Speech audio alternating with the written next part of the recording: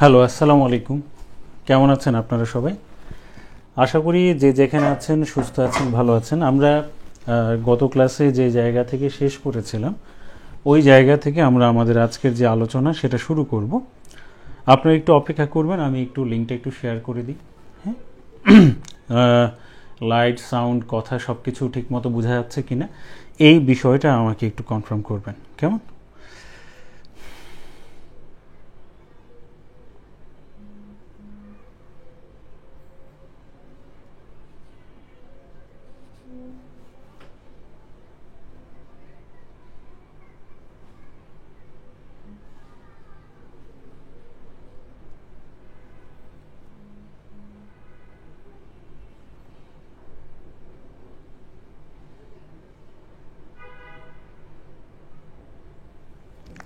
একটু অপেক্ষা করবেন। জি,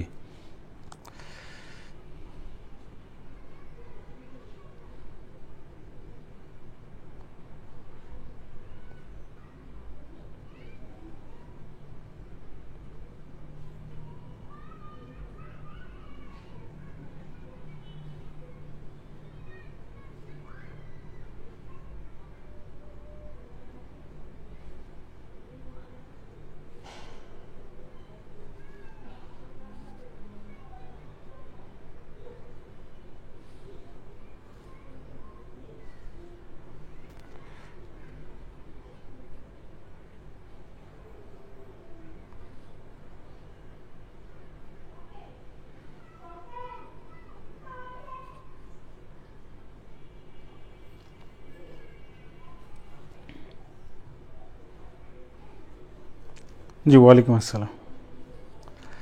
একটু অপেক্ষা করবেন, মানে আর হয়তো 1 মিনিট সময় নিব, এর মধ্যে আস্তে আস্তে সবাই একটু জয়েন করতে থাকুক। হ্যাঁ,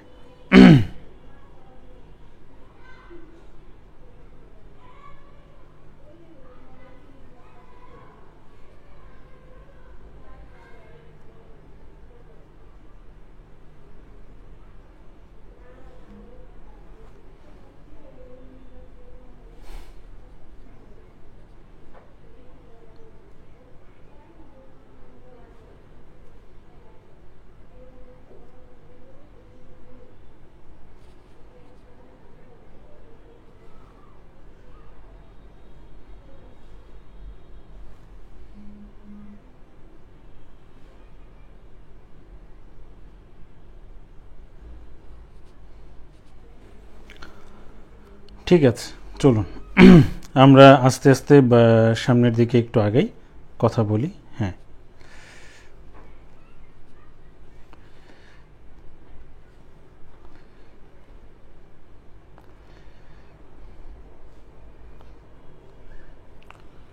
ওয়ালাইকুম আসসালাম। গোধূলি আলো, হ্যাঁ, আচ্ছা ঠিক আছে। আলহামদুলিল্লাহ, আমি ভালো আছি। আচ্ছা, সব কিছু ঠিকঠাক আছে কিনা শুধু এইটুকু একটু জানাবেন, তারপর আমরা আস্তে আস্তে শুরু করব আমাদের ক্লাস।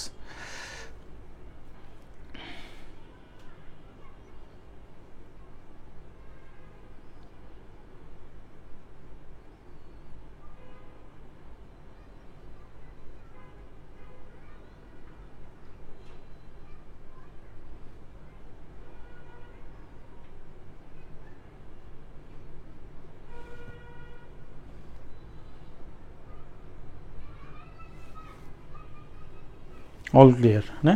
ঠিক আছে, ঠিক আছে। আমরা তাহলে আস্তে আস্তে সামনে আগাতে পারি। আমরা কথাগুলো গত ক্লাসে আমরা শেষ করেছিলাম যে আসলে যে কোনো একটা সাবজেক্টের ক্ষেত্রে প্রিপারেশনটা আমাদের কেমন হওয়া উচিত বা আমরা কিভাবে নিব, এইরকম কিছু বিষয় আমরা লাস্ট ক্লাসে অল ক্লিয়ার না? ঠিক আছে, ঠিক আছে। তো আমরা লাস্ট ক্লাসে এইসব বিষয়ে কথাবার্তা বলেছিলাম যে আসলে আপনার যে কোনো সাবজেক্টের ক্ষেত্রে আমরা প্রিপারেশন আসলে কোথা থেকে শুরু করতে পারি, কী থেকে, মানে কিভাবে বুঝবো যে কী ধরনের কোশ্চেন করা হচ্ছে। তো এর জন্য বলেছিলাম যে 4টা কথা। প্রথমটা ছিল যে সিলেবাস দেওয়া আছে নাকি দেওয়া নেই, এই বিষয়টা আগে খেয়াল করতে হবে। সিলেবাস যেহেতু দেওয়া যদি থাকে তাহলে সেই সিলেবাস অনুযায়ী আগে আমাদের দেখতে হবে কী কী ধরনের টপিক সেখানে বরাদ্দ আছে, পরিধিটা দেখতে হবে, এবং এরপর কোশ্চেন অ্যানালাইসিস করতে হবে। কোশ্চেন অ্যানালাইসিস করলে আমরা মোটামুটিভাবে কোশ্চেন প্যাটার্ন সম্পর্কে ধারণা পাবো এবং এই ক্ষেত্রে সমসাময়িক কোশ্চেন প্যাটার্নটা আমাদের দেখতে হবে। হ্যাঁ, বিশেষ করে বিসিএস এর ক্ষেত্রে বলেছি যে 35 থেকে যেহেতু সিলেবাসের বিষয়টা উল্লেখ করা হয়েছে, তাই 35 থেকে আপ টু 46 পর্যন্ত আপনার হচ্ছে কোশ্চেন প্যাটার্নটা আমাদের দেখতে হবে। আচ্ছা, এরপরে যেটা বলেছিলাম বইয়ের কথা নিয়ে আপনারা করেছেন, আমি বলেছিলাম প্র্যাকটিস করার জন্য যে কোনো একটা গাইড বই আপনারা নিয়ে নিতে পারেন। তবে টেক্সট বইয়ের ব্যাপারে যদি বলেন তাহলে আমি বলেছিলাম মাধ্যমিক এবং উচ্চ মাধ্যমিকের কম্পিউটার শিক্ষা বইটা আর উচ্চ মাধ্যমিকের আইসিটি যে বইটা আছে সেটা দেখার জন্য, ঠিক আছে। আর নোটের বিষয়ে আমরা একটু কথা বলেছিলাম, ঠিক আছে, যে নোটটা করাটা কতটুকু জরুরি, এবং সবার শেষে আপনারা একটা বিষয় জানতে চেয়েছিলেন, সেটা হচ্ছে রিভিশন কীভাবে দিবেন। এখন আমি আগেই বলেছিলাম যে নতুন পড়া পড়তে বেশি ভালো লাগে, কিন্তু পুরনো পড়া রিভিশন দিতে ভালো লাগে না। এর জন্য রিভিশনের যে সিস্টেমের কথা বলেছে, এই সিস্টেমে আসলে ওইভাবে আমরা সাধারণত রিভিশন দেই না। তবে দিতে পারলে ধৈর্য নিয়ে মানে রিভিশনে রাখতে পারলে এটা স্থায়ী হবে, আমাদেরই উপকার হবে। জি, আচ্ছা, তাহলে আমাদের মোটামুটিভাবে যেহেতু হয়ে গিয়েছে, আমরা তাহলে আস্তে আস্তে সামনে আগাতে পারি। আমরা আজকে প্রথমে যে জায়গাটা থেকে কথা বলবো, ঠিক আছে, আমরা আজকে প্রথমে যে জায়গাটা থেকে কথা বলবো সেটা হচ্ছে আপনার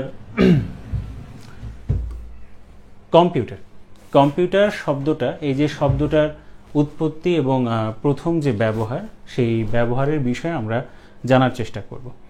তো বিষয়টা হচ্ছে যে সিকোয়েন্স মেনটেন করতে যদি যাই তাহলে আমাদের আসলে এটা জানা উচিত যে কম্পিউটার জিনিসটা কি, ঠিক আছে। কম্পিউটারের বিষয়টা কিভাবে আসলো সেটা দেখতে গিয়ে হয়তো আমাদের ইতিহাস সম্পর্কে একটু পড়তে হবে।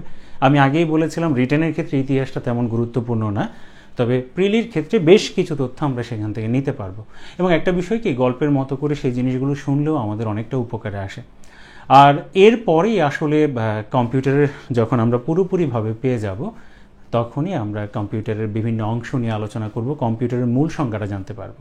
আচ্ছা, তাহলে জি, ওয়ালাইকুম আসসালাম, আলহামদুলিল্লাহ ভালো আছি। তাহলে আমরা শুরু করতে পারি।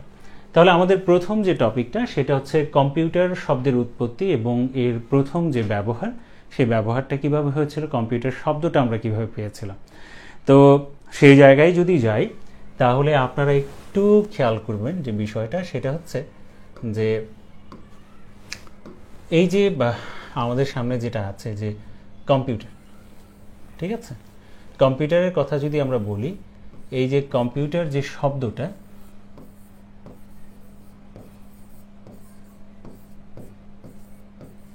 এটার আলোচনা মূলত আমরা দুইটা দিক থেকে করতে পারি। সেই দুইটা দিকের মধ্যে যদি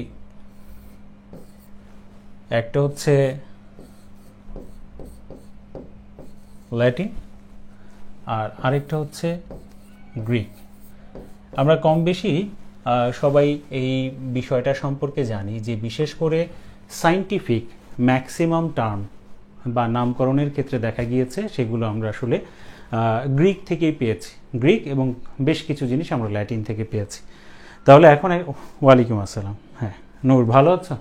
আচ্ছা, তা এখন বিষয়টা হচ্ছে এই যে কম্পিউটার শব্দটার উৎপত্তি নিয়ে আমাদের যে সমস্যাটা হয় সেটা হচ্ছে এটা কি ল্যাটিন না গ্রিক থেকে উৎপন্ন হয়েছে।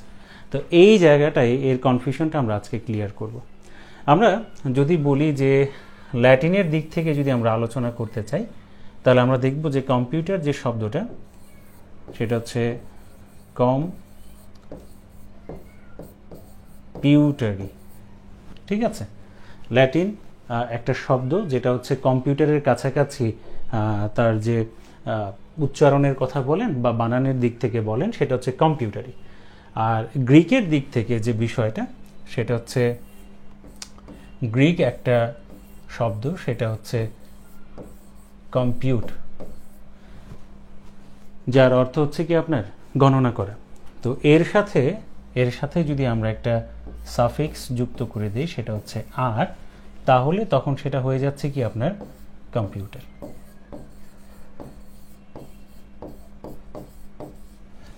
তো আমরা এই জায়গাটার মধ্যে ল্যাটিন শব্দ কম্পিউটারি এটাকে দুইটা অংশে ভাগ করতে পারি, একটা হচ্ছে কম এবং আরেকটা হচ্ছে পিউটারি।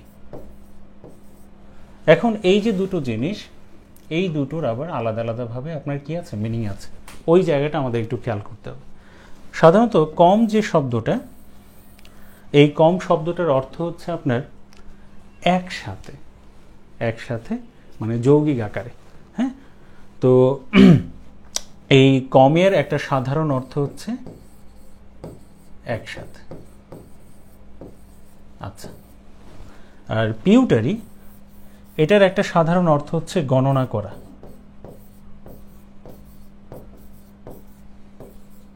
তাহলে একসাথে হয়তো বেশ কিছু জিনিস থাকবে, সেটাকে আমরা হিসাব নিকাশ করব, এরকম একটা মিনিং বোঝাতে এই যে কম্পিউটারি, যেটা ল্যাটিন ভাষায় ব্যবহার করা হতো। আচ্ছা, আর গ্রিক যে কম্পিউট যে শব্দটা, এই শব্দটার যে সাধারণ যে অর্থ সেটা হচ্ছে গণনা করা। গণনা করা। আচ্ছা, তার সাথে যে সাফিক্সটা আমরা অ্যাড করে দিয়েছি আর, তারপরে যেটা আমরা পেলাম সেটা হচ্ছে কম্পিউটার।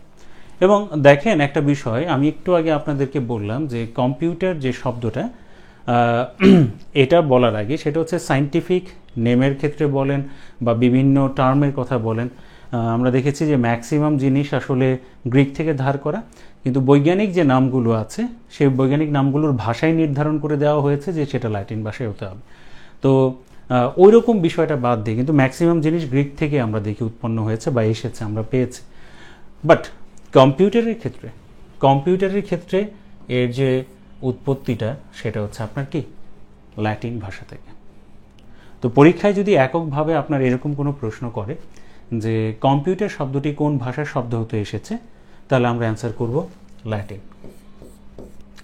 অ্যান্সার করব কি ল্যাটিন।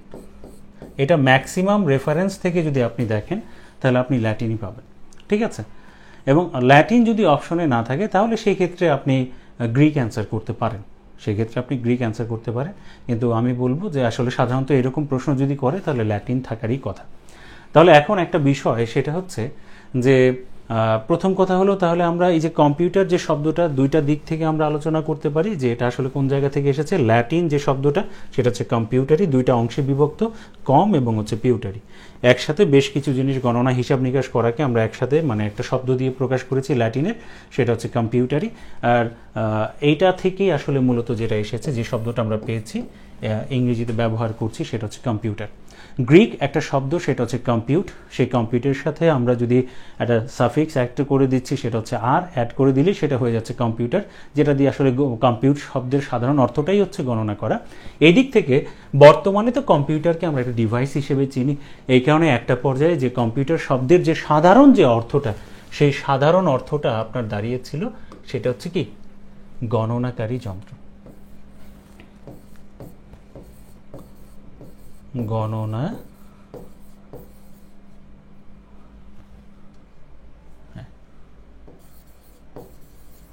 গণনাকারী যন্ত্র। তো এখন একটা বিষয় আপনারা খেয়াল করে দেখেন যে এখান থেকে সাধারণত দুইটা প্রশ্ন হতে আমরা দেখেছি বিভিন্ন জায়গায়। এক, কম্পিউটার শব্দটি কোন ভাষার শব্দ থেকে এসেছে, তাহলে সেটা আমরা অ্যান্সার করব ল্যাটিন। ল্যাটিন যদি না থাকে তাহলে আমরা অ্যান্সার করব কি গ্রিক। আচ্ছা, কম্পিউটার শব্দের সাধারণ অর্থ কি, সেটা হচ্ছে গণনাকারী যন্ত্র। তবে আমি বলবো, আমরা যখন কম্পিউটারের বিষয় সম্পর্কে মোটামুটিভাবে বেশ কিছু ধারণা আমরা নিয়ে নিব, কম্পিউটারকে শুধু গণনাকারী যন্ত্র হিসেবে আসলে আখ্যায়িত করা যাবে না, কারণ এখন এর কাজের ধরন অনেক, তখন আমরা সেটাকে অন্যভাবে সংজ্ঞায়িত করব। আপাতত সাধারণ অর্থ হিসেবে আমরা এটা লিখে রাখতে পারি। তাহলে এখান থেকে দুটো বিষয় আমরা ক্লিয়ার করব। জি,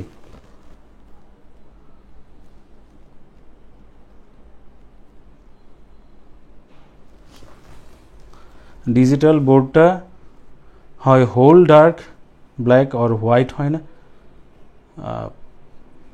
আচ্ছা ঠিক আছে, আমি ব্যাকগ্রাউন্ড চেঞ্জ করে আমি দেখব। এখন তো ব্যাকগ্রাউন্ড চেঞ্জ করা যাচ্ছে না, ঠিক আছে। বাকিদের দেখতে বা বুঝতে কি অসুবিধা হচ্ছে প্লিজ একটু জানাবেন।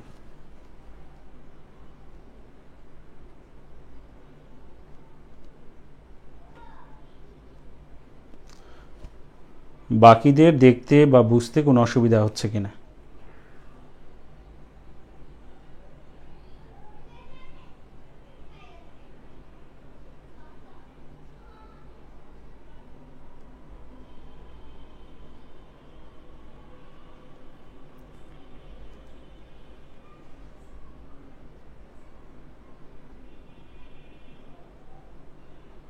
Okay fine.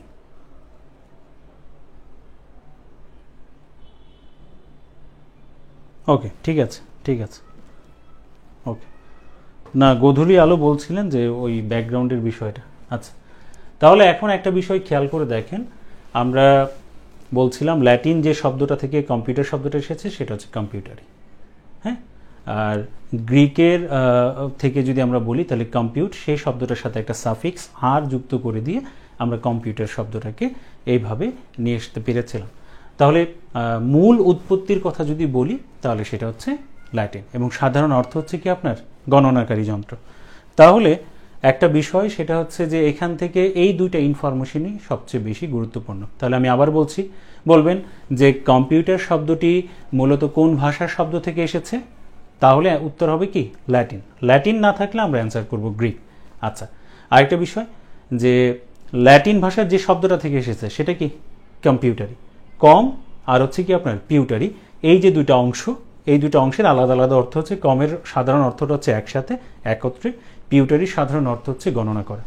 আচ্ছা, আর কম্পিউটারের যদি আমরা গ্রিক এর দিক থেকে আলোচনা করতে চাই তাহলে গ্রিক একটা শব্দ কম্পিউট, যার অর্থ গণনা করা, তার সাথে একটা সাফিক্স সেটা হচ্ছে আর যুক্ত করলে এই কম্পিউটার শব্দটা আমরা পাই, এবং এর সাধারণ একটা অর্থ হচ্ছে গণনাকারী যন্ত্র।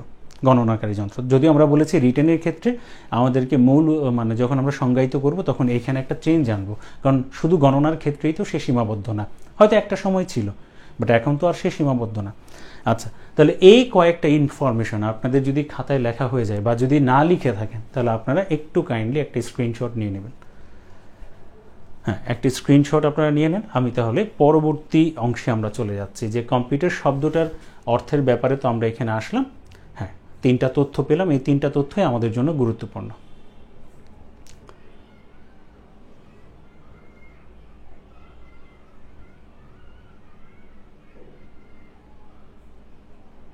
নাও হয়ে গেলে একবার ওকে লিখবেন, কেমন?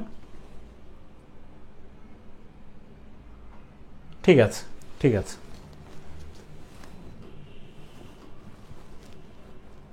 এখন এর কম্পিউটার শব্দের যে ব্যবহারটা, এই ব্যবহারটা বা উল্লেখটা আমরা কোথায় পেয়েছিলাম এটা আমরা জানার জন্য একটু দেখব। ঠিক আছে, এই জিনিসটা আমরা একটু জানার জন্য দেখব, কেমন? ওকে, ফাইন। আপনারা এই যে বোর্ডে বেশ কয়েকটা ছবি দেখতে পাচ্ছেন, ঠিক না? বোর্ডে বেশ কয়েকটা ছবি দেখতে পাচ্ছেন। ওকে, এখন এই বিষয়ে যদি আমি একটু আপনাদেরকে বলি, আমার একদম বাম পাশে আপনারা যে ছবিটা দেখতে পাচ্ছেন এটা একটা বইয়ের, বেশ অনেক দিন আগের একটা বইয়ের আসলে আপনার কভার পেজ। হ্যাঁ, কভার পেজের যে একটা বিষয় সেটা হচ্ছে এই পেজটা আসলে হচ্ছে এ সার্ভে অফ হিস্ট্রি, হ্যাঁ, তো or a nursery of for gentry, এই নামে একটা বই, যে বইটার আসলে একদম মাঝখানে, হ্যাঁ, মাঝের দিকে যদি আপনি খেয়াল করে দেখেন এখানে একজন একটা ছবি আছে, ঠিক আছে, পোর্ট্রেট আছে, সেই ছবিটাই হচ্ছে এখানে আমি একটু আলাদাভাবে করে তুলে ধরেছি এবং আরেকটু স্পষ্টভাবে বোঝানোর জন্য এখানে তার ছবিটা উল্লেখ করেছি। তো ইনি হচ্ছেন সেই ব্যক্তি, যেই ব্যক্তি আসলে অনেকটাই অপরিচিত ইংরেজি সাহিত্যের ক্ষেত্রে। তিনি একজন ইংরেজি সাহিত্যিক যার নাম হচ্ছে রিচার্ড ব্রাথওয়েট। হ্যাঁ, রিচার্ড ব্রাথওয়েট আসলে তার বেশ কিছু সাহিত্যকর্ম আছে, তাকে কিছু ক্ষেত্রে লেকল্যান্ড পয়েটও বলা হয়। আপনারা যখন ইংরেজি সাহিত্য পড়ার সময় যত সাহিত্যিকের নাম আপনারা পড়েছেন, রিচার্ড ব্রাথওয়েটের নাম হয়তো ওইভাবে আপনারা পাননি, আমার বিশ্বাস হয়তো ওইভাবে পাননি, কারণ তিনি অনেকটাই অপরিচিত। খুব বেশি সাহিত্যকর্ম ওনার আসলে নিয়ে অনেক ফেমাস যে ছিলেন বিষয়টা এমনও না, এবং নিজের ব্যক্তিগত জীবনে আসলে তিনি অনেকটাই অগোছালো ছিলেন। তার ওই একটাই প্রতিভা ছিল যে বিষয়টা হচ্ছে মানে তার লেখালেখির হাতটা একটু ভালো ছিল, এবং ওইটাতেই তিনি পরবর্তীতে মনোনিবেশ করেছিলেন। এবং তিনি যে জায়গাটায় থাকতেন তার আশেপাশে বিভিন্ন মানে লেকের পাশেই তার আসলে বাড়ি ছিল। এই লেকের পাশে অনেক সময় তিনি কাটিয়েছেন এবং সেখানে বসে অনেক সাহিত্য তিনি রচনা করেছেন। তাই বেশ কিছু ক্ষেত্রে আপনার তাকে লেকল্যান্ড পয়েটও আপনার বলা হয়, এক ধরনের উপাধি দেওয়া হয়েছে। তো এই ব্যক্তির নামই হচ্ছে রিচার্ড ব্রাথওয়েট, যিনি সর্বপ্রথম কম্পিউটার শব্দটা বইয়ের মধ্যে আসলে উল্লেখ করেছিলেন, যেটা প্রিন্টেড আকারে ছিল। সেই বিষয়ে যদি আমি আপনাদেরকে বলি, আরেকটু যদি স্পষ্ট করতে চাই, তাহলে আপনারা এই যে দেখুন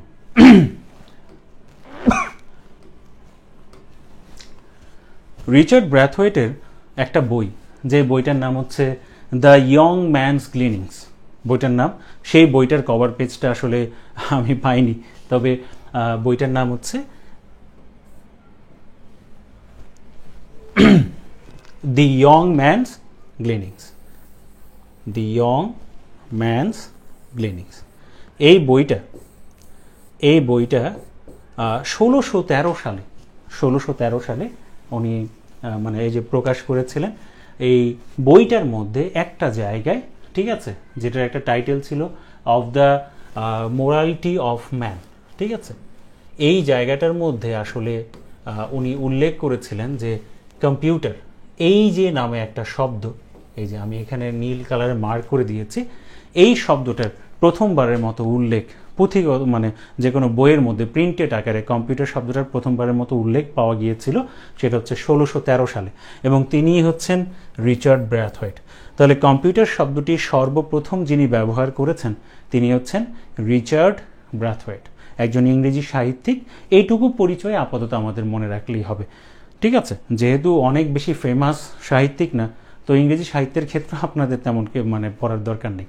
তাহলে এইখান থেকে আমরা কম্পিউটার শব্দের যে অর্থ, ঠিক আছে, কম্পিউটার শব্দের উৎপত্তি এবং কম্পিউটার শব্দের যে প্রথম ব্যবহার, সেই ব্যবহারের দিকে যদি আমরা একটু তাকাই তাহলে এই জিনিসগুলো পাবো।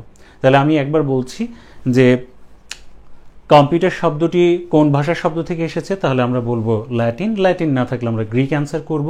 ল্যাটিনের যে শব্দটা থেকে এসেছিল সেটা হচ্ছে কম্পিউটারই, আর গ্রিক যে শব্দটা থেকে এসেছে সেটা হচ্ছে কম্পিউট। আচ্ছা, এবং এর প্রথম উল্লেখ আমরা পেয়েছিলাম মানে বইয়ের মধ্যে বা প্রিন্টেড আকারে আমরা পেয়েছিলাম, সেটা হচ্ছে আপনার 1613 সালে।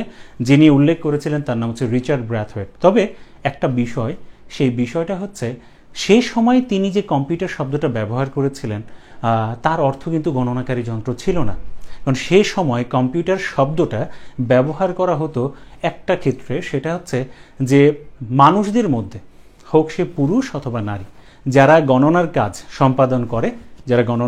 সম্পাদন করে তাদেরকেই আসলে কম্পিউটার বলা হতো। তাদেরকে কি বলা হতো? কম্পিউটার। এটা মানুষের ক্ষেত্রে ব্যবহার করা হতো, কারণ 1613 সালের কথা যদি আপনি বলেন, সে সময় কিন্তু আমরা এমন কোনো ডিভাইস পাইনি যেটা আসলে অটোমেটিক কাজ করবে।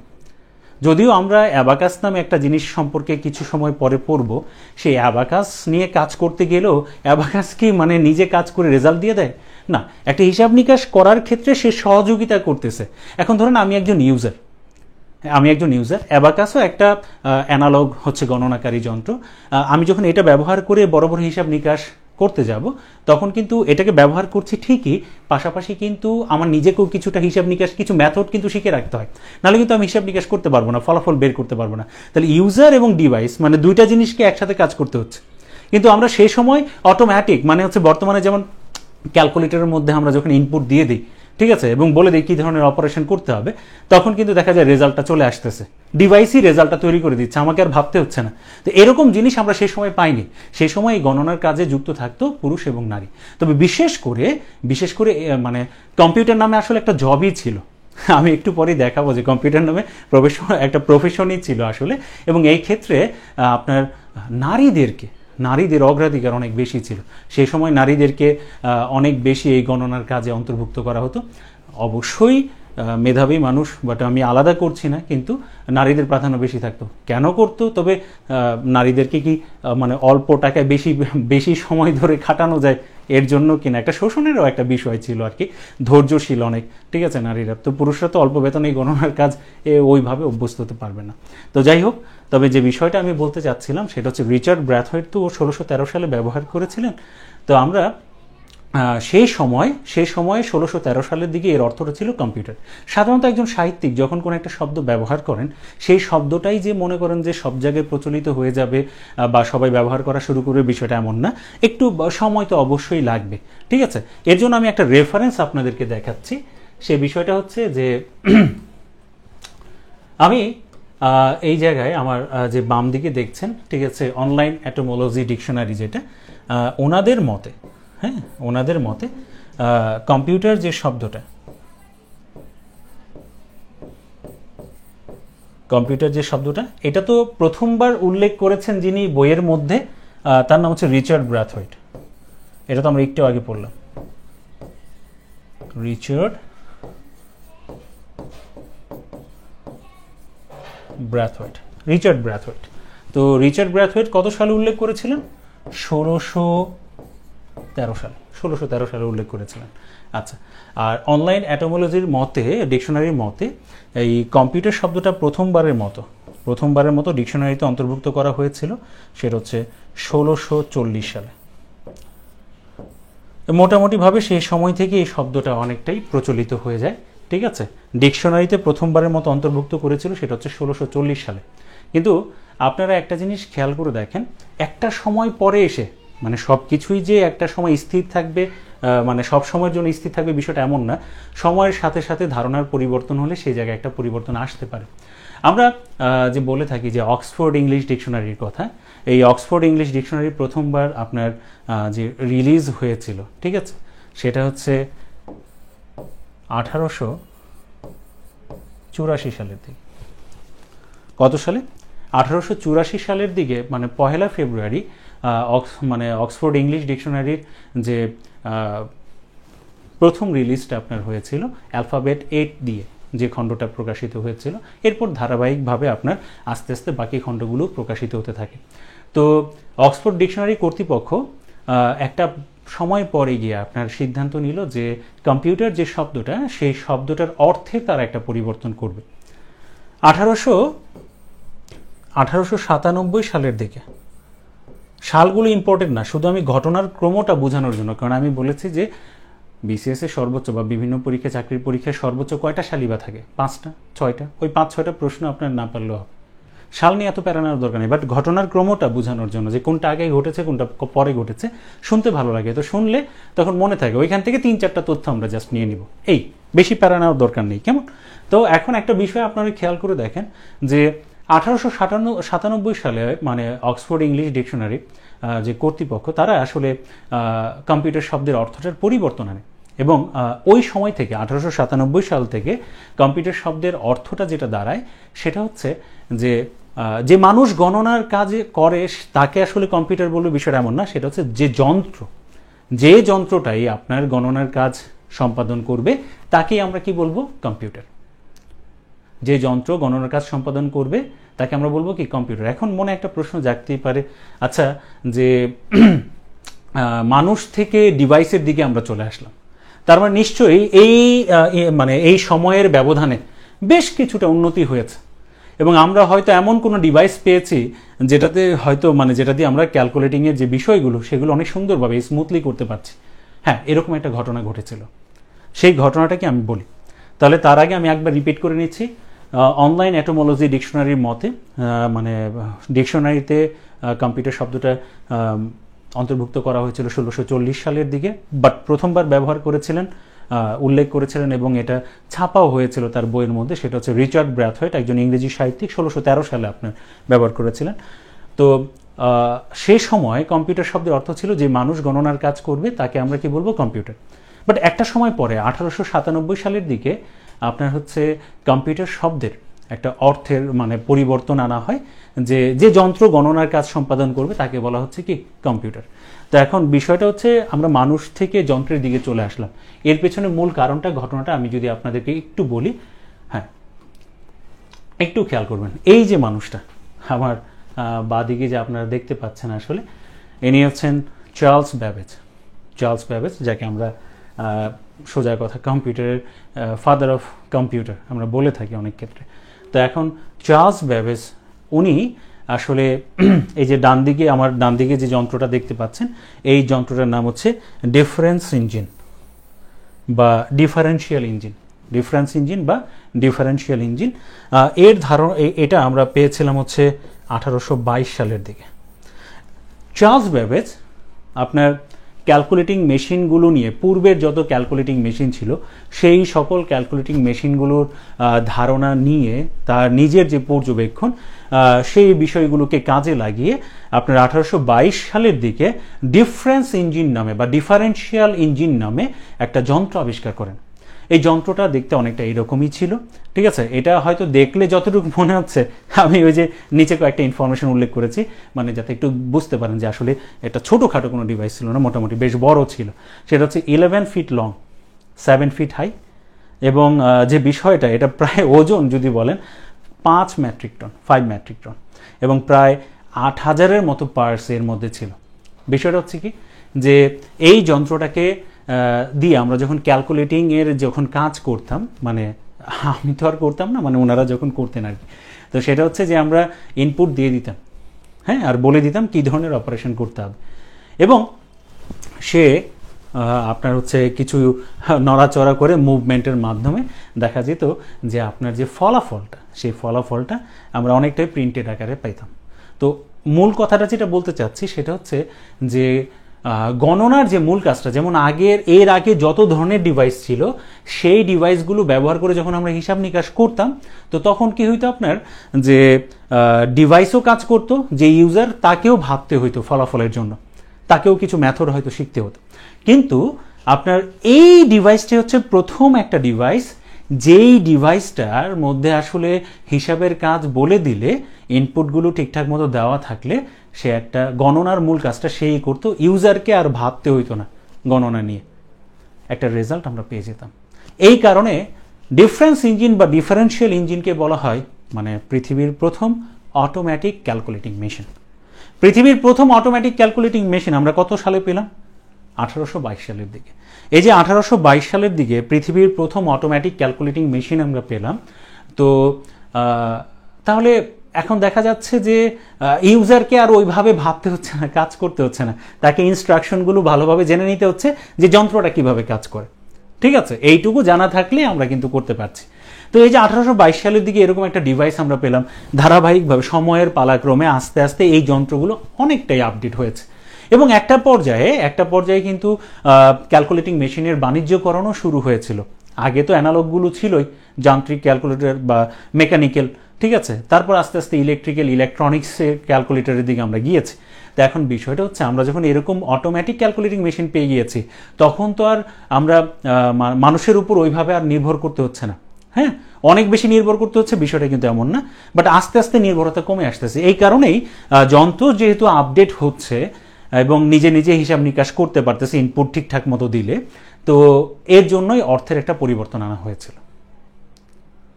তো এই কারণেই আমরা কম্পিউটারের সাধারণ একটা অর্থ বলেছিলাম গণনাকারী যন্ত্র, বা যে যন্ত্র গণনার কাজ সম্পাদন করে তাকে কম্পিউটার বলে।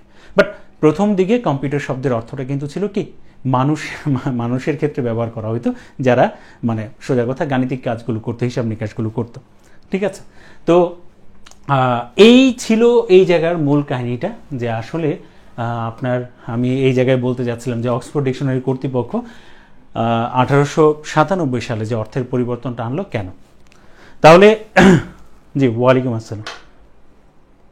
আচ্ছা, তাহলে এখন একটা জিনিস খেয়াল করে দেখেন, আমরা যদি এই জায়গার মধ্যে ওভারঅল সামারিটা যদি বলি, আমরা এই পর্যন্ত যে কয়টা তথ্য পেলাম, হাতে গোনা 4-5টা গুরুত্বপূর্ণ তথ্য আমরা পেয়েছি। প্রথমবার পেলাম যে কম্পিউটার শব্দের মূল উৎপত্তি হচ্ছে ল্যাটিন, না থাকলে গ্রিক অ্যান্সার করব। আচ্ছা, কম্পিউটার শব্দের সাধারণ অর্থ হচ্ছে কি, গণনাকারী যন্ত্র। কম্পিউটার শব্দটি সর্বপ্রথম যিনি ব্যবহার করেছিলেন তার নাম হচ্ছে রিচার্ড ব্র্যাথওয়েট। যে বইয়ের মধ্যে উল্লেখ করেছিলেন সেই বইটার নাম হচ্ছে দ্য ইয়ং ম্যানস গ্লিনিংস, এবং এটা প্রকাশিত হয়েছিল 1613 সালের দিকে। আচ্ছা, সেই সময় কম্পিউটার শব্দের অর্থটা কি ছিল? সে সময় কম্পিউটার শব্দের অর্থটা ছিল যে যন্ত্র, দুঃখিত, মানে যে মানুষ গণনার কাজ সম্পাদন করে তাকে আমরা কি বলবো, কম্পিউটার। এবং কম্পিউটার শব্দটা প্রথমবারের মতো আপনার ডিকশনারিতে অন্তর্ভুক্ত করা হয়েছিল 1640 সালের দিকে, এবং এর একটা অর্থের পরিবর্তন আনা হয়েছিল 1897 সালের দিকে, এবং অর্থটার পরিবর্তন করে রাখা হয়েছিল যে যন্ত্র গণনার কাজ সম্পাদন করে তাকে কম্পিউটার বলে। এবং এর পেছনে মূল কাহিনীটা কী ছিল? কারণ আমরা 1822 সালের দিকে চার্লস ব্যাবেজের মাধ্যমে পৃথিবীর প্রথম অটোমেটিক ক্যালকুলেটিং মেশিন আমরা পেয়ে গিয়েছিলাম। এর আগেরগুলো অটোমেটিক ছিল না, ডিভাইস ব্যবহার করতো, ইউজারও হিসাব নিকাশে অংশগ্রহণ করতো, দুইজন মিলে একটা ফলাফল নিয়ে আসতো। বাট ডিফারেন্স ইঞ্জিন প্রথমবারের মতো এমন একটা ইঞ্জিন ছিল যেখানে ইনপুট অপারেশন মেথড বলে দিলে সেই হিসাব নিকাশ করে রেজাল্টটা দিতে পারতো। তো এরকম যন্ত্র যখন আমরা পেয়ে গিয়েছি, আস্তে আস্তে আপডেট হয়েছে, এই কারণে একটা পর্যায়ে গিয়ে অর্থের পরিবর্তন আনা হয়েছে। আপনারা এইটুকু অংশ বুঝতে পেরেছেন কিনা আমাকে প্লিজ একটু জানাবেন। ওয়ালাইকুম আসসালাম। জি, এইটুকু অংশ বুঝতে পেরেছেন কিনা আমাকে একটু জানাবেন।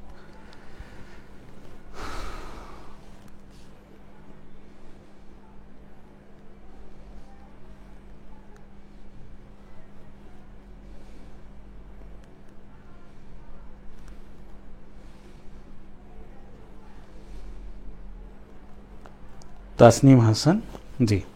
দেলোয়ার হোসেন, ডান। আচ্ছা, হ্যাঁ,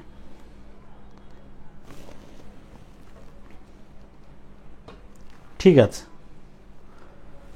এই পর্যন্ত যদি বোঝা যায়, এবার আমরা একটু সামনের দিকে আগাবো। ঠিক আছে, সামনের দিকে আগাবো। তো একটা জিনিস খেয়াল করে দেখেন, আপনাদেরকে একটু আগে যে কথাটা বললাম যে কম্পিউটার একটা সময় একটা প্রফেশন হিসেবেই ছিল শব্দটা। একটা চাকরির ধরনকে আসলে কম্পিউটার বলা হতো, নাম দেওয়া হয়েছিল। এবং সোজা কথা, মানুষের ক্ষেত্রে তো কম্পিউটার শব্দটা ব্যবহার করা হয়েছে, এই বিষয়টা আমরা জানি। আমি একটা এক্সাম্পল আপনাদের সামনে তুলে ধরেছি এবং একটা ইনফরমেশন আপনাদের সামনে তুলে ধরেছি, এটা জাস্ট একটু জানার জন্য, নিজেদের একটু বোঝার জন্য, যে আমরা 19th সেঞ্চুরির মানে একদম শেষের দিকে, ঠিক আছে, কম্পিউটার কিন্তু একটা প্রফেশন, অফিসিয়াল একটা জব হিসেবে ইউএস সিভিল সার্ভিসের মধ্যে অন্তর্ভুক্ত ছিল। ঠিক আছে, এরকম একটা জবের এক্সাম্পল হিসেবে আমি একজনের নাম উল্লেখ করেছি। ঠিক আছে, এনিরিটা সোয়ান লেভিট। ঠিক আছে, তো এই যে উনার যে উনি একজন কম্পিউটার হিসেবে জব করতেন বা কম্পিউটার পোস্টের জব করতেন এবং গণনার কাজগুলোর সাথে উনি অন্তর্ভুক্ত ছিলেন। গণনার কাজগুলো অন্তর্ভুক্ত ছিলেন, সেটা হচ্ছে যে জায়গায় তিনি কাজ করতেন সেটা হচ্ছে হার্ভার্ড অবজারভেটরি ইন বোস্টন। তো এই যে দেখেন, সেইখানে যে পোস্টটা ছিল সেটা হচ্ছে কি আপনার কম্পিউটার, এবং সেখানে কাজ করে আপনার $30 বা 1 ঘন্টার জন্য, ঠিক আছে, উনি কিন্তু ইনকাম করতেন।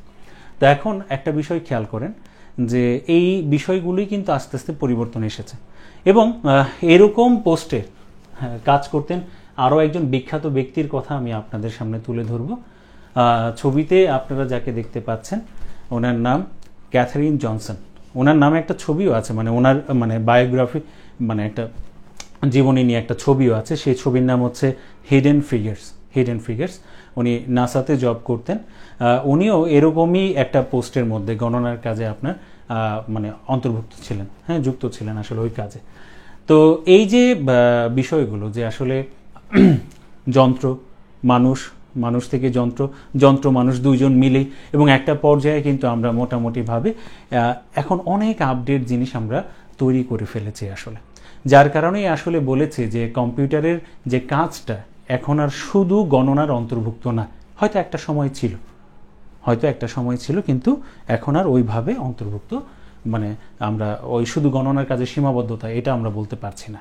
আচ্ছা, ঠিক আছে, তাহলে আমরা এই বিষয়গুলো মোটামুটিভাবে আমাদের যদি দেখা হয়ে যায়, আমরা এবার একটা বিষয়ে যাব।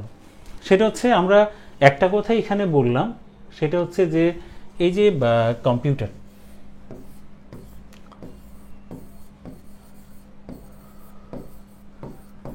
কম্পিউটার শব্দের সাধারণ অর্থটা আমরা বলেছি যে গণনাকারী যন্ত্র। কম্পিউটারে কাছে যেতে হলে যে কম্পিউটারটা আমরা কিভাবে পেলাম, এর বিকাশটা কিভাবে হলো, এর সাথে কারা কারা যুক্ত ছিলেন, সেই জিনিসটা যদি আমরা এখন একটু জানতে চাই, তাহলে সোজা কথা আমাদের যেতে হবে গণনার দিকে। আমরা একটু পেছনে গেলেই আমরা হয়তো এই জিনিসগুলো সন্ধান পেয়ে যাব। আচ্ছা, তো গণনার বিষয়টাই যদি আমি যাই, কাউন্টিংয়ের বিষয়ে যদি আমরা যাই, তো আমরা তো গণনার যে বিষয়টা সেটা মানব সভ্যতার উন্নয়নের কিন্তু একটা অংশ হিসেবেই ধরতে পারি। কারণ হিসাব নিকাশের যে বিষয়গুলো, এগুলো যত ধীরে ধীরে উন্নত হয়েছে ততই আমরা দেখেছি যে প্রযুক্তিগতভাবে আমরা আগাতে পেরেছি। ঠিক আছে, বিভিন্ন ধরনের জিনিসের আইডিয়া জেনারেট আমরা করতে পেরেছি। তাহলে আপনারা যদি একটা জিনিস খেয়াল করে দেখেন যে বিষয়টা, সেটা হচ্ছে আমরা যদি গণনাকে মানব সভ্যতার একটা উন্নয়নের অংশ হিসেবে যদি ধরি, তাহলে গণনার বিষয়টাকে যদি ধরি, গণনা করতে গেলে তো লিখতে হবে, তাহলে সেই জায়গায় তো লিখন পদ্ধতির বিষয়টাও চলে আসতেছে, ঠিক না? তো এই যে লেখালেখি করতে আমরা কিভাবে শিখলাম, গণনা করতে কিভাবে শিখলাম, সেই জায়গাটার মধ্যে যদি যাই, তাহলে মোটামুটিভাবে আমরা কম্পিউটারের সন্ধান পেয়ে যাব। এবং কম্পিউটারের যে হিস্ট্রি, তার যে একটা ধারাবাহিকতা, এবং তার সাথে কারা কারা যুক্ত ছিলেন, এবং কি কি ধরনের ডিভাইসের সন্ধান আমরা পেয়েছিলাম, আমাদের হাতের কাছে এসেছিল, এবং যেগুলো আস্তে আস্তে ছোট হতে হতে এখন অনেক পাওয়ারফুল হয়ে গিয়েছে। তো সেই ধারণাটা আমাদের কাছে চলে আসবে। তাহলে আমাদের যেতে হবে গণনায়। গণনার আগে যেতে হবে আমাদের কোথায়? লিখন পদ্ধতিতে। এই জায়গায় যদি আমি বলি যে যেহেতু এই জিনিসগুলো হচ্ছে মানব সভ্যতার উন্নয়নের একটা অংশ, তাহলে সেই দিক থেকে কি এ কথাটা বলা যায় যে আপনার মানব সভ্যতার ক্ষেত্রে মানে অন্যতম প্রাচীন একটি সভ্যতা আমরা কম বেশি সবাই জানি, ঠিক আছে, যার নাম হচ্ছে কি মেসোপটেমিয়া সভ্যতা। এই মেসোপটেমিয়া যে সভ্যতা, সেই মেসোপটেমিয়া সভ্যতাকে আমরা কিছু ক্ষেত্রে, বেশ কিছু ক্ষেত্রে আমরা কিন্তু বলে থাকি আপনার সভ্যতার আঁতুড়ঘর। এবং যে জায়গাটায় আসলে মানে এই মেসোপটেমিয়া সভ্যতাটা গড়ে উঠেছিল, সেই বিষয়টায় যদি আমরা একটু বলি, ঠিক আছে, আপনারা যদি একটু লক্ষ্য করেন তাহলে দেখবেন এই যে ম্যাপটা আপনারা দেখতে পাচ্ছেন, এই জায়গাটার মধ্যে যে মিডল ইস্টের একটা ম্যাপ আমি তুলে ধরেছি। বর্তমান যে ইরাক এবং হচ্ছে ইরান, সিরিয়া এবং তুরস্ক, ঠিক আছে, এই যে অংশের কথা আমরা বলছি, এই জায়গা জুড়ে আসলে মূলত বর্তমান এই যে ভৌগোলিক যে অবস্থান, এই জায়গা জুড়ে আসলে আপনার হচ্ছে মেসোপটেমিয়া সভ্যতা গড়ে উঠেছিল। বলা হয়ে থাকে যে ইউফ্রেটিস এবং টাইগ্রিস, যে দুইটা নদীর প্রবাহ আপনার ইরাকের এই পাশ দিয়ে, ইরাক এবং ইরানের এই দিক দিয়ে আপনার চলে গিয়েছে, সেই দুই নদীর মাঝখানে বা মধ্যবর্তী যে জায়গা, কারণ মেসোপটেমিয়া শব্দটার অর্থই মেসো মানে মাঝখান, আর পটেমিয়া হচ্ছে নদীর, তো দুই নদীর যে মাঝখানের যে জায়গাটা, সেই জায়গায় যে সভ্যতাটা গড়ে উঠেছিল সেটা হচ্ছে মেসোপটেমিয়া সভ্যতা আমরা বলছি। এবং তাকে সভ্যতার আতুর ঘর বলার পিছনে অন্যতম কারণ হচ্ছে এখান থেকে চারটা প্রধান ধারা তৈরি হয়েছিল। আমরা জানি অ্যাশিরীয় সভ্যতা, ঠিক আছে, তারপর হচ্ছে ব্যাবিলনীয় সভ্যতা, হ্যাঁ। তো এই যে আপনার সুমেরীয় সভ্যতা, ক্যালডীয় সভ্যতা, তো এই যে সভ্যতার ধারাগুলো আমরা পেয়েছি, যেটা আসলে মেসোপটেমিয়া সভ্যতার অংশ, সেটা বর্তমান যে জায়গাটা জুড়ে আসলে আমরা যদি মানে দেখাই তাহলে হচ্ছে এই জায়গাটা। এখন আরেকটু যদি স্পষ্ট করে বলি তাহলে একটু খেয়াল করে দেখুন, এই যে সেই ইউফ্রেটিস এবং হচ্ছে টাইগ্রিস যে নদীর যে প্রভাব, এই যে ইউফ্রেটিস এবং হচ্ছে টাইগ্রিস, এই যে দুইটা নদীর যে প্রবাহ, এই পাশে হচ্ছে আপনার ইরান এবং এদিকে হচ্ছে ইরাক। ম্যাক্সিমাম ইরাকের মানে মেসোপটেমিয়া সভ্যতার প্রায় ম্যাক্সিমাম অংশটাই আসলে ইরাক জুড়েই ছিল, আর কিছু অংশ হচ্ছে ইরান, সিরিয়া এবং তুরস্ক, এই জায়গাটা জুড়ে ছিল। আসলে ওভারঅল এই হচ্ছে পুরো জায়গাটা। আমি এই পাশে দেখিয়েছি যে এই যে ইউফ্রেটিস, টাইগ্রিস, যে মেসোপটেমিয়া সভ্যতার যে অংশের কথা আসলে আমি বলতে চাচ্ছি বা বুঝাতে চাচ্ছি। এখন আপনারা যদি এই জায়গাটা একটু খেয়াল করেন যে মেসোপটেমিয়া যে সভ্যতার যে আমরা বলেছি যে চারটা প্রধান ধারা, সুমেরীয় সভ্যতা, ব্যাবিলনীয় সভ্যতা, অ্যাশিরীয় সভ্যতা, আর হচ্ছে কি ক্যালডীয় সভ্যতা। বিশেষ করে প্রথম তিনটার কথা আসলে বলতে যাচ্ছিলাম। এই সুমেরীয় যে ধারাটা শুরু হয়েছিল মেসোপটেমিয়ার অংশ হিসেবে, আপনার যীশু খ্রিস্টের জন্মেরও আপনার হচ্ছে 4000 বছর আমরা বলে থাকি। আসলে আমরা যদি সময়ের গণনার দিকে যদি একটু তাকাই, ঠিক আছে, সময়ের গণনার দিকে যদি একটু তাকাই, যে কাজটা আসলে অ্যাকচুয়ালি আমরা আসলে করে থাকি, সেটা হচ্ছে আমরা ধরেন বর্ডার লাইনের কথা যদি বলি তাহলে সেটা হচ্ছে যে 0, সোজা কথা, ঠিক না, 0। তো পেছনের দিকে গেলে আমরা সেটাকে আসলে বলি বিফোর খ্রিস্ট, আর এরপরে যীশু খ্রিস্টের জন্মের পরের যে সময়টা সেটাকে আমরা অনেক সময় বলি অ্যানো ডোমিনি, এডি। তো একটা হচ্ছে বিসি এবং আরেকটা হচ্ছে কি এডি, ল্যাটিন শব্দ অ্যানো ডোমিনি। তো এখন একটা বিষয় খেয়াল করে দেখেন, যীশু খ্রিস্টের জন্মেরও অনেক আগের কথা, সেটা হচ্ছে 4000 বিসির কথা বলছি। সেই 4000 বিসির যে সময়, যে টাইমলাইনটা আসলে তৈরি করা হয়েছে, সেই সময় প্রথম যে ধারাটা শুরু হয়েছিল মেসোপটেমিয়ার অংশ হিসেবে, সেটা হচ্ছে সুমেরীয় সভ্যতা। তো এই যে সুমেরীয় সভ্যতা, সেই সুমেরীয় সভ্যতার মধ্যে আমরা মানে একটা মানে লিখন পদ্ধতির যে ধারণার বিষয়, একটা ফর্ম সম্পর্কে আমরা জানতে পেরেছিলাম, এবং যার একটা নিদর্শনও আমরা পেয়েছি। হ্যাঁ, দুই নদীর মাঝখান, এক্স্যাক্টলি। তো এই যে আপনার হচ্ছে সেই নিদর্শনটা কি? আসলে এরকম একটা সময় সুমেরীয় যে সভ্যতাটা, সেই সুমেরীয় সভ্যতার কথা যদি বলি, আসলে আমরা তো আর ওই সময় অবস্থান করছিলাম না। আমরা বিভিন্ন নিদর্শন বর্তমান কাছাকাছি সময়ে খোঁজাখুঁজি করার পর কিছু নিদর্শন পেয়েছি, সেটা দিয়ে আসলে আমরা এই সব বিষয়গুলোকে বিশ্লেষণ করেছি। তো এরকম যে বিষয়টা, সেটা হচ্ছে অস্টেন হেনরি লেয়ার্ড নামক একজন আর্কিওলজিস্ট, ইংলিশ আর্কিওলজিস্ট। এই যে বাম দিকে যে ছবিটা দেখতে পাচ্ছেন, উনি আপনার 1849 সালের দিকে যে এই যে সুমেরীয় সভ্যতার যে অংশ বিশেষ বা সেই সময় যে লিখন পদ্ধতির যে ধারণাটা আর একটা নিদর্শন, সেই নিদর্শনটাই যে পেয়েছিলেন এরকম অনেকটা। ঠিক আছে, ছবিটা যদি দেখেন, অনেকটা দেখলে আসলে কেমন যেন মনে হচ্ছে।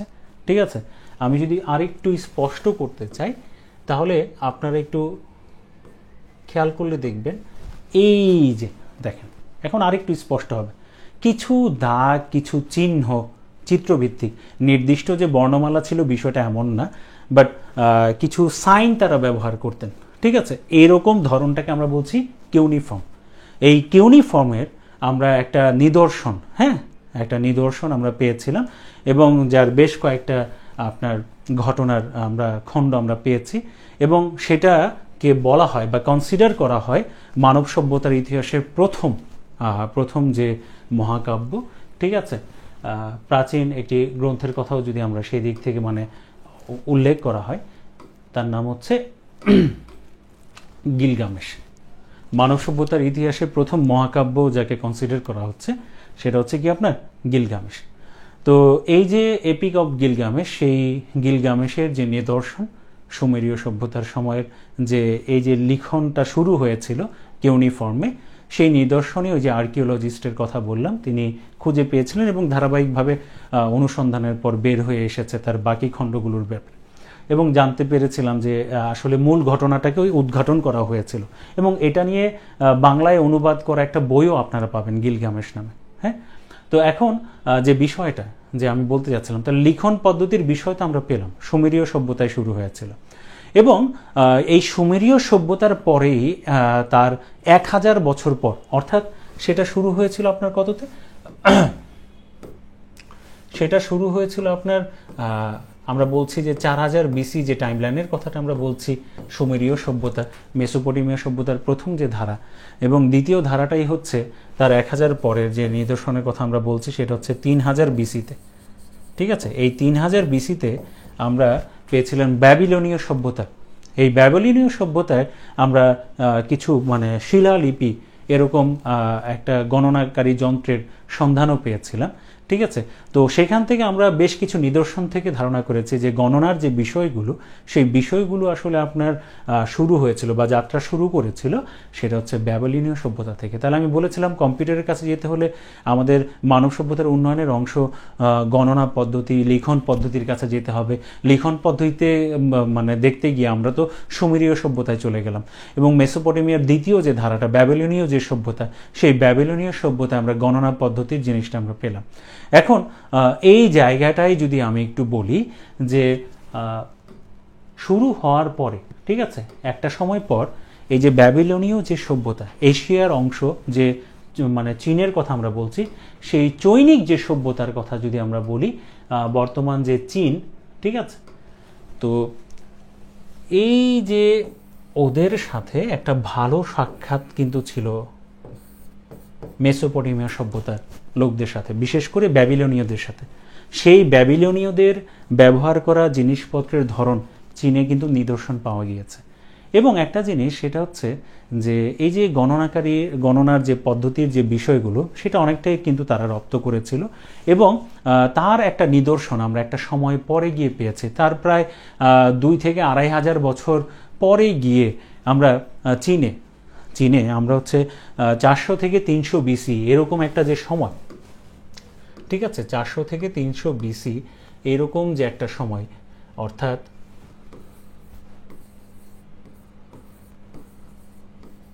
এই সময়ে বর্তমান যে চীন, ঠিক আছে, সেই চীনে আমরা একটা যন্ত্রের সন্ধান পেয়েছিলাম, যার নাম হচ্ছে অ্যাবাকাস, যাকে বলা হয় মানব সভ্যতার ইতিহাসে প্রথম গণনাকারী যন্ত্র।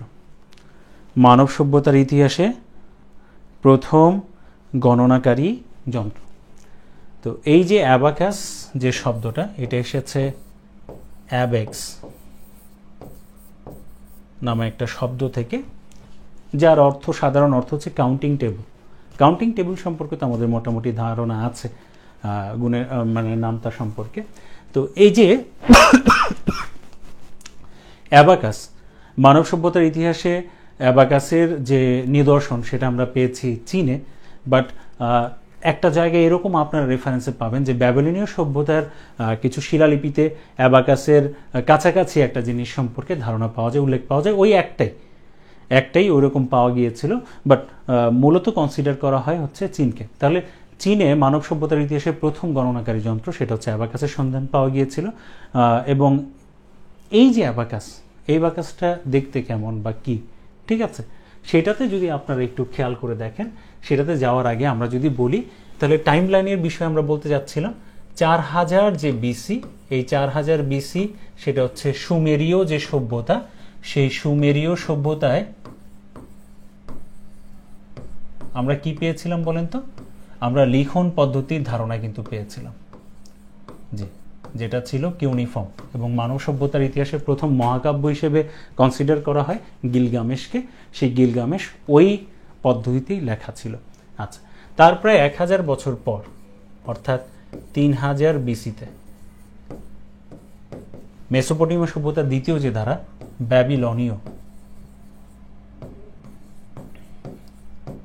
ব্যাবিলনীয় যে সভ্যতা, সেই ব্যাবিলনীয় সভ্যতায় আমরা গণনা পদ্ধতি সম্পর্কে ধারণা পেয়েছিলাম। আচ্ছা, আর তার প্রায় 2 থেকে 2500 বছর পরে 400 থেকে 300 বিসি এরকম একটা সময়ে চীনে আমরা মানব সভ্যতার ইতিহাসে প্রথম যে গণনাকারী যন্ত্র অ্যাবাকাস, তার সন্ধান আমরা পেয়েছি। তাহলে অ্যাবাকাস তো আমরা পেলাম, এখন অ্যাবাকাসটা দেখতে কেমন, ধরনটা কেমন, সেই বিষয়ে যদি আমরা একটু যাই। এই যে দেখেন, আস্তে আস্তে লিখন পদ্ধতি থেকে গণনা পদ্ধতি থেকে ডিভাইসের সন্ধান, সেই ডিভাইসগুলো ধারাবাহিকভাবে ব্যবহারের ফলে উন্নতি সাধন হয়েছে, এবং আস্তে আস্তে এর ব্যবহার সহজ হয়েছে। আগে মেথড মুখস্থ করতে হতো, এখন কিন্তু ওই রকমটা করতে হচ্ছে না, শুধু অপারেশন বলে দিলেই সে কাজ করে দিচ্ছে, এবং এখন অনেক ধরনের কাজ আসলে করা যাচ্ছে। তো এইভাবে আসলে কম্পিউটারের বিকাশটা হয়েছে। আমরা এই হচ্ছে অ্যাবাকাস সম্পর্কে আমাদের মোটামুটিভাবে কম বেশি সবারই ধারণা আছে। বেশ কিছু রড স্থাপন করা থাকে, তার মধ্যে পুঁথির মতো বেশ কিছু জিনিস আপনার লাগানো থাকে, যেগুলো উঠানামা করে আমরা কি করি, এই ফ্রেমের মধ্যে থাকা যে পুঁথিগুলো, এগুলোকে উঠানামা করে আমরা হিসাব নিকাশ করে থাকি। অ্যাবাকাসের বেশ কিছু ধরন আছে। তো এখান থেকে প্রথম কথাটা হচ্ছে, এটা যে ইউজার ফ্রেন্ডলি ব্যাপারটা, যে কেউ চাইলেই টাচ করে নাড়াচাড়া করতে পারবে, বাট হিসাব নিকাশ করতে গেলে তাকে পদ্ধতি শিখতে হবে। তাহলে বলেন একটা বিষয়, এই যে ডিভাইসটা, এই যে অ্যানালগ একটা ডিভাইসের কথা বলছি, তো এই ডিভাইসটার আপনার ব্যবহার কি সাধারণের জন্য সহজ ছিল? এটা ব্যবহার করতে গেলে আমাদের কি করতে হতো? আমাদের বেশ কিছু মেথড শিখতে হতো। এটা হচ্ছে প্রথম কথা। আচ্ছা, আরেকটা বিষয় দেখেন, বর্তমানে ধরেন আমি যদি মোবাইলের কথা যদি আমি একটু বলি, হ্যাঁ, মোবাইলের কথা মানে মোবাইলেও তো আমরা ক্যালকুলেটর হিসেবে ব্যবহার করতে পারি, সেই ফাংশন আছে। তো সেখানে ধরেন কোনো একটা কিছু লিখলাম, চাইলে আবার একটু ডিলিট করে দিতে পারছি, কোনো একটা ডিজিট সরিয়ে অন্য একটা ডিজিট ইনপুট করতে পারতেছি। কিন্তু বিষয়টা হচ্ছে যে এই যে এরকম যে অ্যাবাকাসের কথা আমরা বলছি, প্রথম গণনাকারী যন্ত্রের কথা, সেটা তো প্রথম কথা হলো অসুবিধাটা ছিল হচ্ছে সাধারণের জন্য ব্যবহারটা ছিল কিছুটা কঠিন, কারণ বিভিন্ন ধরনের পদ্ধতি বা আপনার রুলস আপনার রপ্ত করতে হতো। এবং আরেকটা বিষয় হচ্ছে, ভুল হলে যেমন এখনকার কম্পিউটারে খুব সহজে সংশোধন করা যাচ্ছে, এখানে তো ভুল হলে ওইভাবে সংশোধন করা যেত না, আবার প্রথম থেকে শুরু করতে হতো। তাহলে অ্যাবাকাসের কথা আমরা বলছি যে অ্যাবাকাস হচ্ছে প্রথম গণনাকারী যন্ত্র হিসেবে কনসিডার করা হচ্ছে। এবং এই অ্যাবাকাসের যে অসুবিধাগুলোর মধ্যে মানে প্রধান 2টা অসুবিধার কথা যদি বলি, এক, সাধারণের জন্য ব্যবহার ছিল কঠিন। সাধারণের জন্য ব্যবহার ছিল কঠিন।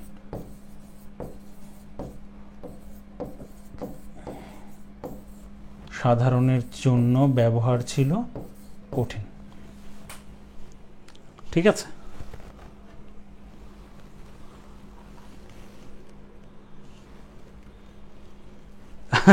না, পড়া মানে সমুদ্রের মতো বিষয়টা এমন না। জাস্ট বিষয়টা হচ্ছে মানে একটা জিনিস সম্পর্কে জানতে গেলে আমাদের একটা ধারাবাহিকতা মেনটেন করতে হবে। এই জিনিসগুলো আমরা গল্পের মতো করে শুনবো, কিন্তু বাট তথ্য মানে গুরুত্বপূর্ণ তথ্য লাগবে আমাদের কয়েকটা। মানে একটা জিনিস সম্পর্কে বেশ কিছু ধারণা থাকলে ওইটা ওইটা ওইটা মনে থাকে অনেকদিন। হ্যাঁ, রিলেট করা যায়, কানেক্ট করা যায়, ভিজুয়ালাইজেশন হলে আরও বেশি সহজ হয়। তাহলে সাধারণের জন্য ব্যবহার ছিল কঠিন কেন বললাম? কারণ কিছু আমাদের রুলস রেগুলেশন মানে রুলস আমাদের মুখস্থ করতে হতো, মেথডটা জানতে হতো, ব্যবহারের ক্ষেত্রে কৌশলগুলো শিখতে হতো। না জানা থাকলে সাধারণ আসলে ওইভাবে সাধারণ মানুষ ওইভাবে ব্যবহার করতে পারতো না। আরেকটা হচ্ছে ভুল হলে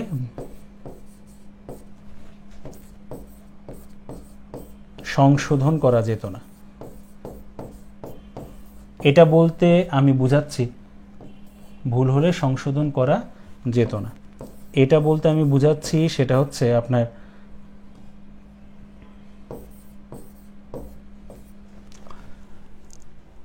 বর্তমানে যে সুবিধাটা আমরা পাই, চাইলেই যে কোনো ডিজিট ডিলিট করে দিয়ে ইনপুট করতে পারছি, আবার প্রথম থেকে শুরু করতে হয় না। এইখানে হিসাব নিকাশ করতে গেলে আবার প্রথম থেকে শুরু করতে হতো।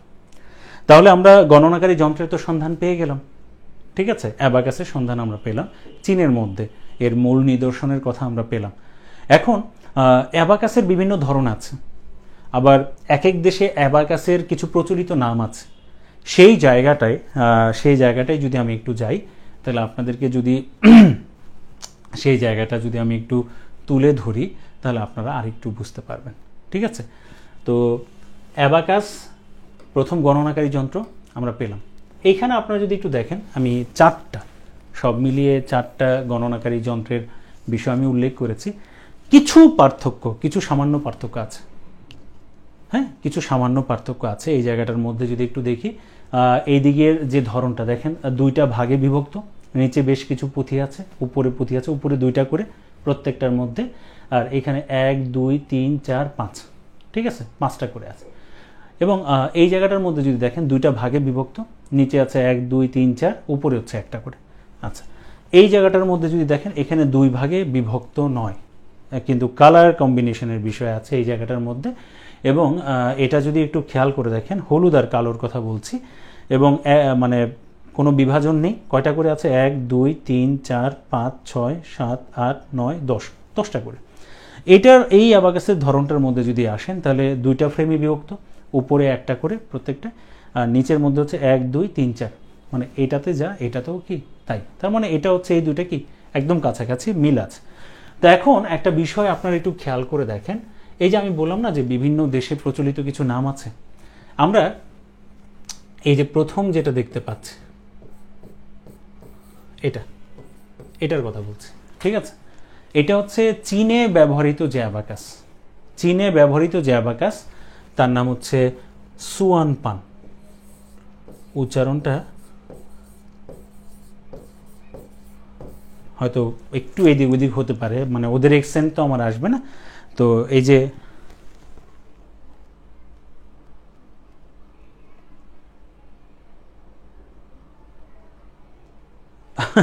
হ্যাঁ, তো টেনশন নেওয়ার কিছু নাই। তো পড়াগুলোকে মনে রাখার জন্য আমি অনেক কথা বলি, কিন্তু আমি কিন্তু শুরুতেই বলে দিয়েছি সব কথা মনে রাখতে হবে না। চাকরি পেতে হলে পড়তে হবে কিসের মতো বলেন তো? ছাত্রের মতো। চাকরি পেতে হলে তো শিক্ষকের মতো পড়ে লাভ নেই, তাহলে এক সাবজেক্টেই আপনি ভালো করবেন।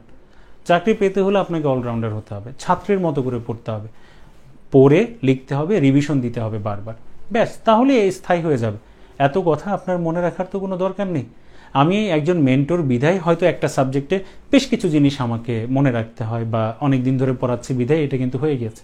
আমি পড়াচ্ছি অনেক দিন হয়ে গিয়েছে, 2005 থেকে পড়াচ্ছি, হ্যাঁ, বা একাডেমিক জিনিসগুলো। হ্যাঁ, বিসিএস হয়তো লাস্ট 4টা বছর ধরে পড়াচ্ছি, বাট কিন্তু বিষয়টা হচ্ছে যে আপনার মানে একাডেমিক লেভেলে যে 2005 থেকে পড়ানো শুরু করেছি, প্রথম যখন পড়াতে গিয়েছি, মানে সবসময় চেষ্টা করতাম বই ছাড়াই পড়াতে, ইভেন এখনও বই ছাড়াই পড়াই। তো এই যে ধরেন বই ছাড়া পড়ানোর যে বিষয়টা, এটা রপ্ত করতে তো সময় লেগেছে, ঠিক না? বা প্রথম দিকে আমার লেকচারগুলো যেমন ছিল এখন কি সেরকম আছে না? তো প্রতিনিয়ত আমাকে আপডেট করতে হচ্ছে, জানতে হচ্ছে, শিখতে হচ্ছে, প্রেজেন্টেশনে পরিবর্তন আনতে হচ্ছে। এটা একদিনে হয়নি। তো আপনি যখন একটা জিনিস বারবার পড়বেন তখন এই জিনিসটি স্থায়ী হবে। এবং আমি আপনাকে একটা কথা বলেছি, গোধূলি আলো, হ্যাঁ, একটা কথা সব সময় আমি বলেছি, সেটা হচ্ছে আপনি টেনশন বেশি করেন, খুব বেশি টেন্সড, আপনি টেনশন বেশি করা যাবে না, কাজ করতে হবে, কাজ করতে হবে, ঠিক আছে? মানে একজন ওইটা পারতেছে, একজন আরেকটা পারতেছে, আপনার মধ্যেও বেশ কিছু কোয়ালিটি আছে, আগে নিজেকে ভালোভাবে বুঝতে হবে, জানতে হবে, আপনার স্ট্রং জোন উইক জোন খুঁজে বের করতে হবে, ওইগুলো নিয়ে কাজ করতে হবে। আচ্ছা, যাই হোক, তো যে কথাটা বলতে চাচ্ছিলাম আর কি, তো চীনে ব্যবহৃত যে অ্যাবাকাস তার প্রচলিত নাম হচ্ছে সুয়ানপান। সুয়ানপান আমার ডান দিকে যেটা দেখতে পাচ্ছেন, ঠিক আছে, এটার নাম হচ্ছে এটা জাপানে ব্যবহৃত যে অ্যাবাকাস তার নাম হচ্ছে সরোভান। সরোভান, ঠিক আছে, জাপানে ব্যবহৃত যেটা সেটা হচ্ছে সরোভান। স্পেলিংটা হয়তো দেখে নিতে পারেন, সরোভান।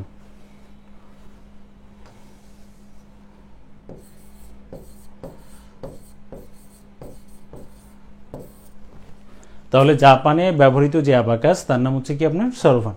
আচ্ছা, আমার এই যে বাম দিকে নিচের দিকে 3 নম্বর, এটা যেটা আপনারা দেখতে পাচ্ছেন, এটা রাশিয়ায় ব্যবহৃত অ্যাবাকাসের ধরন। হ্যাঁ, রাশিয়ায় ব্যবহৃত যে অ্যাবাকাসের ধরন, এটাকে আসলে রাশিয়ান ভাষায় উচ্চারণ হচ্ছে স্টটি।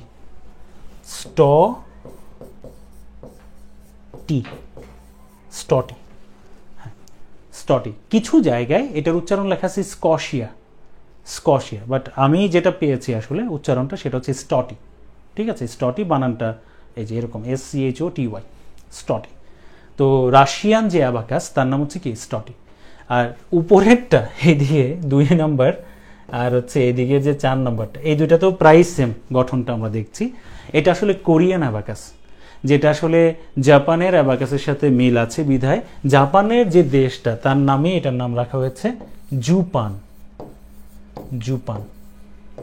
তাহলে কোরিয়ান অ্যাবাকাসের নাম হচ্ছে জুপান, রাশিয়ান অ্যাবাকাসের নাম হচ্ছে স্টটি, জাপানে বলা হয় অ্যাবাকাসের যে প্রচলিত নাম সেটা হচ্ছে সরোভান, এবং চায়নাতে যেটা ব্যবহৃত হচ্ছে সেটা হচ্ছে সোয়ানপান, ঠিক আছে, বা সোয়ানপান।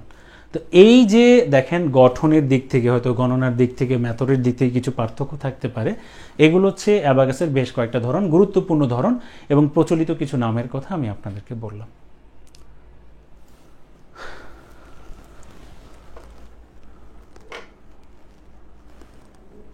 হ্যাঁ, ভিন্ন কালার দিই,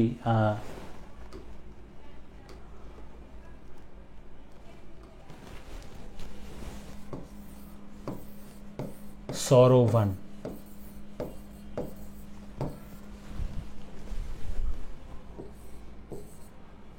আচ্ছা,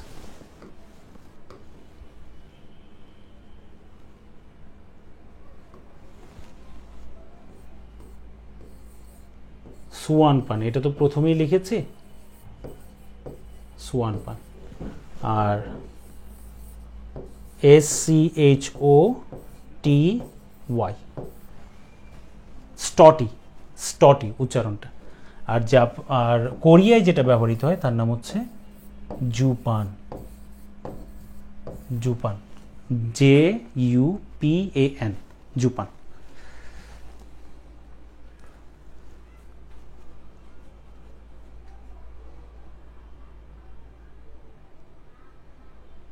হ্যাঁ, ঠিক আছে।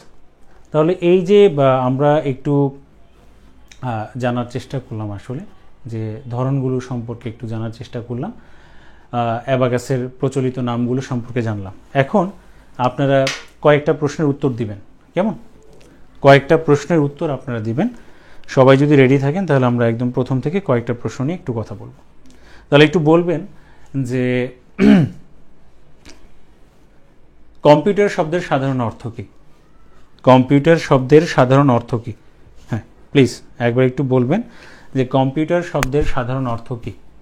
সিলি প্রশ্ন, বাট তারপরও মানে একবার একটু রিভিশন হয়ে যাবে। কম্পিউটার শব্দের সাধারণ অর্থ কী?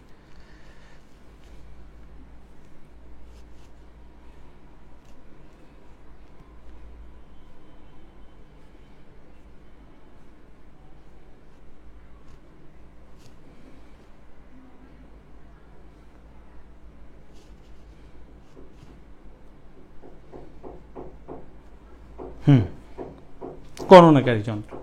এবার বলবেন যে কম্পিউটার শব্দটি কোন ভাষার শব্দ হতে এসেছে?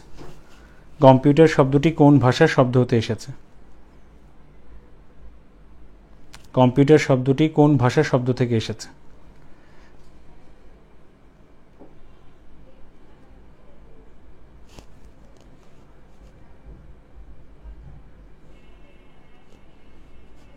কম্পিউটার শব্দটি কোন ভাষার শব্দ থেকে এসেছে? Exactly, Latin. আচ্ছা, বলবেন কম্পিউটার শব্দটি সর্বপ্রথম কে ব্যবহার করেন? কম্পিউটার শব্দটি সর্বপ্রথম কে ব্যবহার করেন?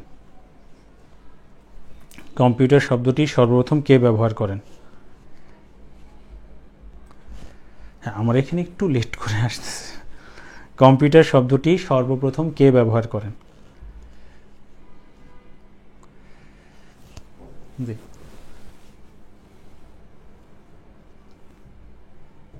কম্পিউটার শব্দটি সর্বপ্রথম কে ব্যবহার করেন? Richard Braithwaite, exactly, Richard Braithwaite. Tasnim Hasan, thank you. আচ্ছা, এরপর বলবেন, মানে যে তথ্যগুলো বলছি শুধু এই তথ্যগুলি আসলে লাগবে, বাকি এক্সট্রা তথ্যগুলো ওইভাবে মনে রাখার কোনো দরকার নেই। হ্যাঁ, ম্যাক্সিমাম এই তথ্যগুলো থেকেই প্রশ্ন হবে। আচ্ছা, এবার তাহলে আপনারা বলবেন যে সেটা হচ্ছে মানব সভ্যতার ইতিহাসে প্রথম গণনাকারী যন্ত্র কোনটি? প্রথম গণনাকারী যন্ত্র, হ্যাঁ, প্রথম গণনাকারী যন্ত্র কোনটি?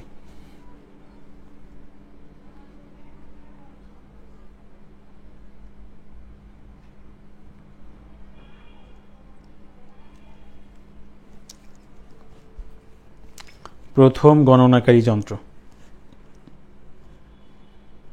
অ্যাবাকাস। ঠিক আছে, বলবেন সেটা হচ্ছে আপনার জাপানে অ্যাবাকাসের প্রচলিত নাম কোনটি? জাপানে অ্যাবাকাসের প্রচলিত নাম কোনটি?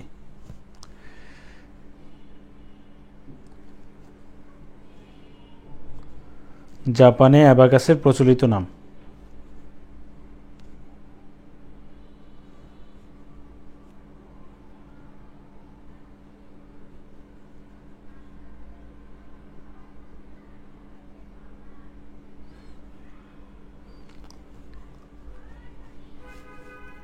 সরোবান, সরোবান। ঠিক আছে, তাহলে সবাই এই জিনিসগুলো একটু পড়বেন। ঠিক আছে, ইনশাল্লাহ সরোবান। ঠিক আছে, ঠিক আছে। আমরা তাহলে আগামী ক্লাসে এরপর থেকে আমরা শুরু করব, কেমন? তাহলে সবাই ভালো থাকবেন, নেক্সট ক্লাসে দেখা হচ্ছে, কথা হবে ইনশাল্লাহ। হ্যাঁ, ঠিক আছে। রানা চৌধুরী, রোকসানা ইসলাম উর্মি, আব্দুল কাদের, ফারহানা ইসলাম, সায়েম, হারুনা রশিদ, অঙ্গনা রহমান, ইয়ানুর, ঝুমকি। হ্যাঁ, আপনাদের সবার উত্তর ঠিক আছে, সঠিক। ঠিক আছে, এই যে যখন ক্লাসটা শেষ হয়ে যাবে তখন আপনি সাথে সাথে এইভাবে নিজেকে প্রশ্ন করে মূল যে কি পয়েন্টগুলো আছে, মূল তথ্যগুলো যেগুলো দরকারি, সেগুলো আপনি একবার রিভিশন দিয়ে ফেলবেন। আল্লাহ হাফিজ, ভালো থাকবেন। আসসালামু আলাইকুম।